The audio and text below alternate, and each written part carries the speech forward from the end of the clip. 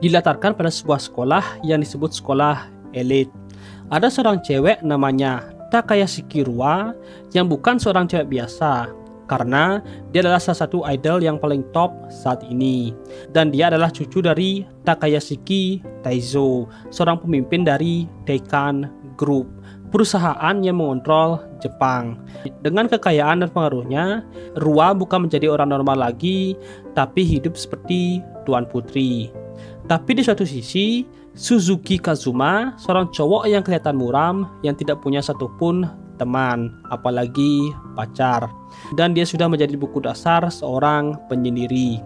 Kalau sifat yang dia punya hanya menjadi teman masa kecil Takayashiki Rua. Dan Kazama sudah menghabiskan hidupnya sebagai bayangan Rua. Tapi dia itu mau menjadi spesial di kehidupan Rua. Kazuma hanya ingin mengalami pengalaman memiliki teman dan pacar, sepertinya orang normal. Dan suatu hari, Kazuma bilang perasaannya ke Rua, dan balasannya Rua menghina Kazuma. Kalau Kazuma hanyalah orang pinggiran, muram, dan menyuruhnya mengetahui posisi dia. Dan keuntungan Kazuma cuma menjadi teman masa kecil Rua. Bahkan itu juga sudah menggunakan semua keuntungan hidupnya Kazuma, dan menyuruh Kazuma mengingat itu. Dalam pikiran Kazuma, ketahuilah tempatmu. Itu adalah kata-kata yang sering digunakan Rua untuk mengikat Kazuma sejak mereka kecil. Tapi tetap saja Kazuma tidak bisa hidup normal. Dan di kelas 1 SMA, Kazuma menerima pesan kalau Rua ngajak temannya Aya untuk karaoke.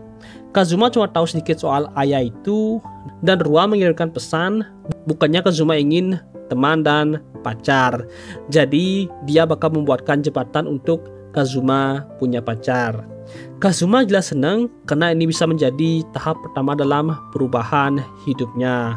Dia memakai pakaian yang bagus, merapikan rambutnya ke salon, dan dia sekarang membuka pintu untuk menjadi dirinya yang baru.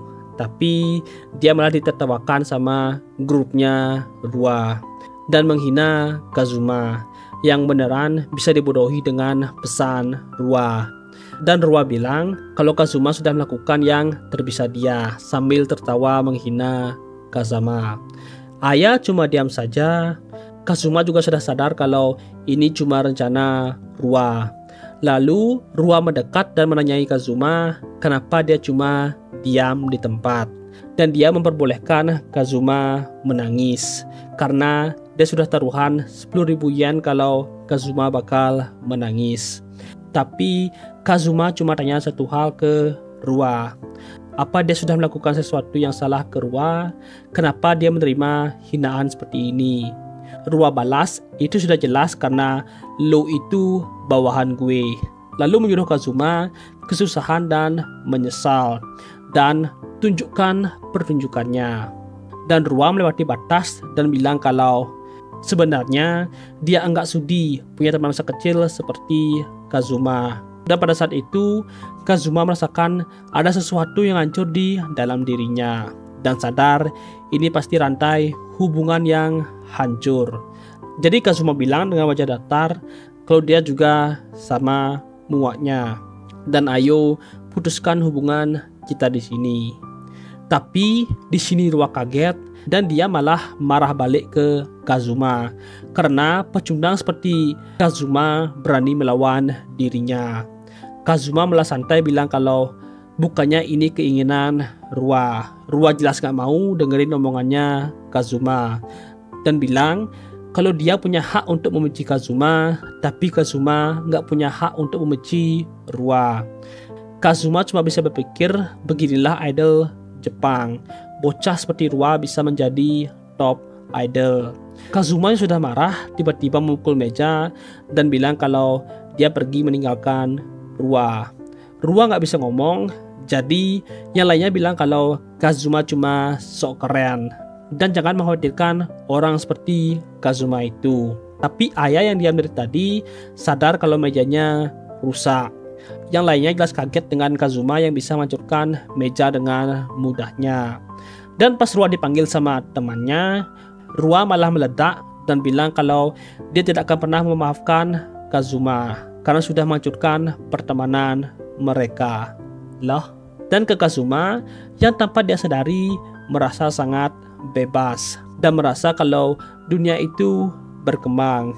Dia juga heran kenapa dia membiarkan dirinya dikendalikan selama ini. Dia lebih baik menghadapi SMA dengan sendirinya daripada menjual jiwanya ke iblis berkulit manusia. Dan mulai sekarang dia tidak harus menjadi bayangan Rua karena dia sekarang bebas. Di malam harinya, kakeknya Rua, Takayasuki Taizo, dan tiba-tiba Rua muncul. Wajah Taizo langsung senang melihat Rua. Dan Rua yeping kalau Kazuma kasar ke dia dan bilang kalau dia beneran memutuskan hubungan pertemanan mereka. Dan sepupu Rua namanya Takayasuki Kikura tanya apa itu benar.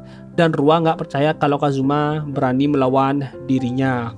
Kikura nanya apa Rua mengatakan sesuatu yang salah ke Kazuma. Rua bilang enggak.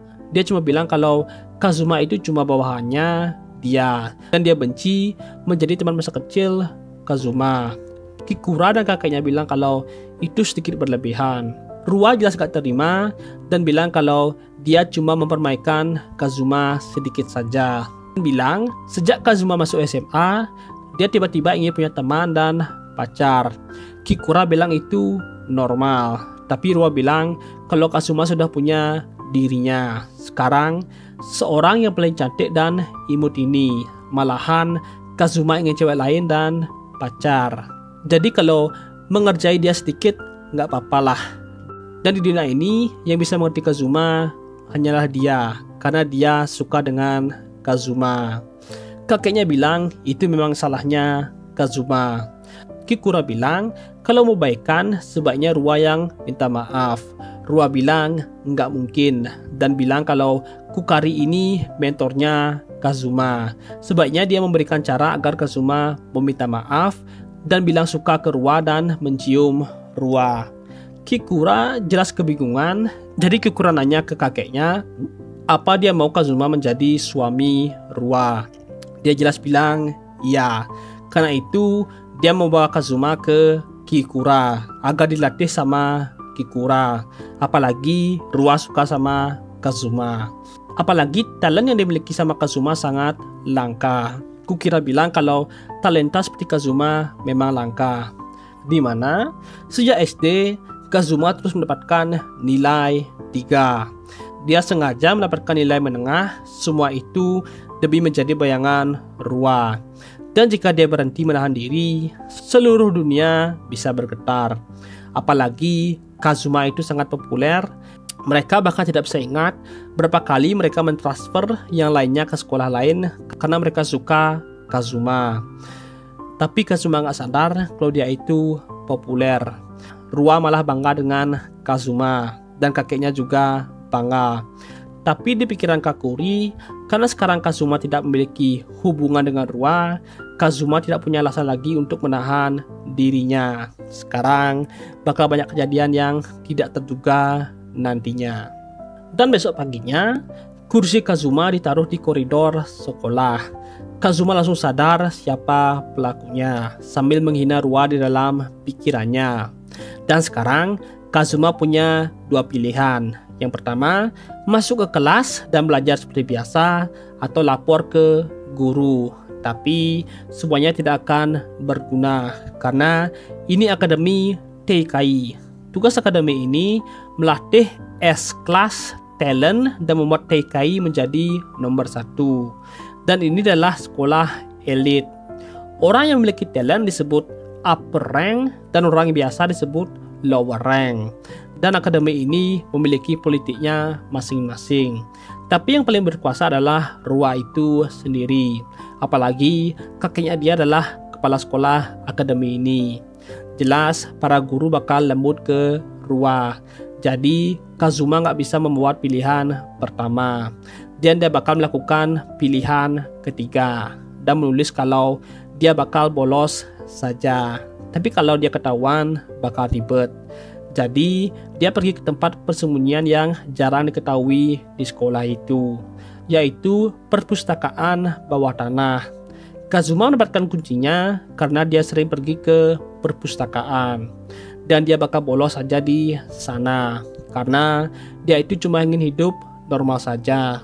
Tapi karena sekarang dia melawan Ruwa, jadi dia nggak bakal bisa membuat teman atau pacar dengan orang lain.